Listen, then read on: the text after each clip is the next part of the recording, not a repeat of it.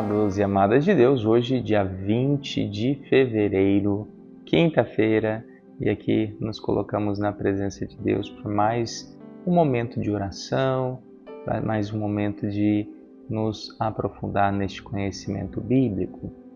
A liturgia diária ela é fonte de bênçãos na nossa vida. Aquele que tem a possibilidade de ler todos os dias está se abastecendo, está se fortalecendo do ponto principal.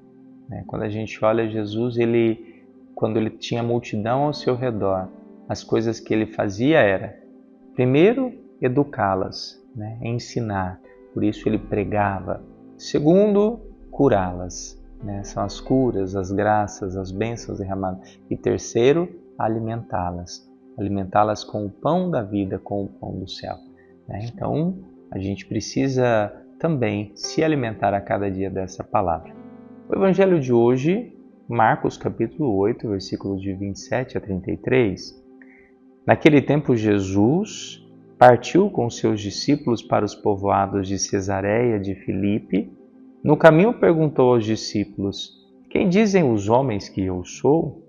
Eles responderam: alguns dizem que tu és João Batista, outros que és Elias, outros ainda que és um dos profetas. Então ele perguntou: e vós, quem dizeis que eu sou?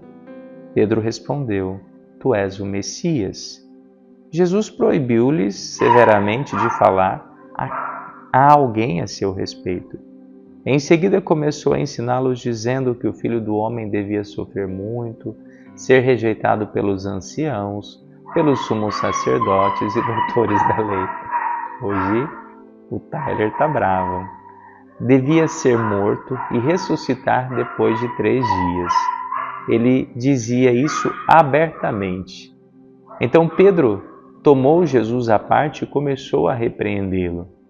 Jesus voltou-se, olhou para os discípulos e repreendeu a Pedro dizendo: vai para longe de mim, Satanás. Tu não pensas como Deus, e sim como os homens. Palavra da salvação. Glória a vós, Senhor. Amados e amadas de Deus, aqui nós temos este trecho bíblico que vem mostrar Jesus perguntando: quem dizem os homens que eu sou? Não é que Jesus estava preocupado com a sua moral, com a sua visão. Hoje está difícil. Desculpem. Nossa Senhora. Jesus não estava preocupado com a sua popularidade. Não, de maneira alguma.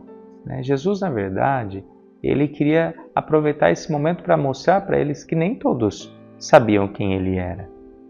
Ou seja, uns achavam que era Elias, outros que era João Batista ou algum dos profetas. Mas os discípulos, aqueles que estavam caminhando com Jesus, sabiam quem ele era. No entanto, foi Pedro quem responde: tu és o Messias, tu és o verdadeiro Deus, o Verbo encarnado. E esse é o ponto principal que nós precisamos entender. Que Jesus é o verdadeiro Deus que habita no meio de nós. E aí, só que Jesus proibiu-lhes de falar sobre isso. E Jesus falou: olha, mesmo eu sendo Messias, eu vou passar por todos esses momentos de dor, de sofrimento, vou ser morto e vou ressuscitar depois de 3 dias. Pedro toma Jesus à parte e vai repreendê-lo, dizendo, olha, que ele jamais vai deixar que isso acontecesse. E é importante a gente entender nessa passagem o quê? Que Pedro ele só ficou preso na parte que Jesus disse que ia morrer, não chegou à parte que ele ia ressuscitar. Se Pedro chegasse na parte que ele ia ressuscitar, talvez ele não teria tal reação. Entende? Então esse é o ponto principal. Então quando ele vê essa fala, ele fala, não, então isso não vai acontecer. Pedro disse, isso não vai acontecer de maneira alguma.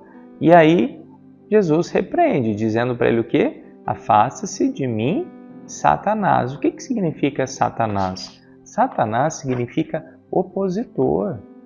Aquele que se opõe à vontade de Deus. Então, Jesus está dizendo que todo aquele que se opõe à realidade do morrer, né? Está se opondo à vontade de Deus, está se opondo até mesmo à lei natural da vida, né? E eu fico pensando muito nessa passagem, quantas vezes por causa do nosso coração, nós ali temos a dificuldade de aceitar a morte, né?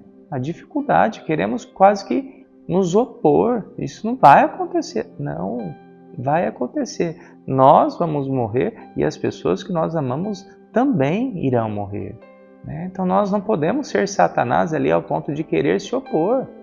Ah, padre, mas é tão dolorido perder alguém que a gente ama. Eu concordo com você, né? É muito dolorido, mas que a gente possa, através dessa palavra, né, poder entender, olha, é a sequência da vida. Não parar no morrer, né? Eu vou além do morrer, porque depois de morrer ele vai ressuscitar. É a ressurreição que nós precisamos olhar. Quando nós pegamos a primeira leitura, né, e eu vou continuar, porque nós estamos no dia de hoje, então Deus fazendo uma aliança com Noé. Deus abençoou Noé, Deus abençoou seus filhos, pediu que eles se multiplicassem, né? Ele entregou tudo nas mãos de Noé. Então aqui a gente tem quase que uma nova criação. Se até ali na primeira, né, em Gênesis nós tínhamos, né, a primeira criação que foi entregue a Adão e Eva, a segunda criação ela foi entregue a Adão e seus familiares. E ali ele disse, ele fez as orientações, né, daquilo que eles poderiam fazer, né, falou sobre a fecundidade, falou de não atacar a vida humana, né? Então são vários pontos. E ali ele fala que ele estabelece uma aliança. Uma aliança. Né? Qual a aliança de Deus? A aliança de cuidar dos seus filhos.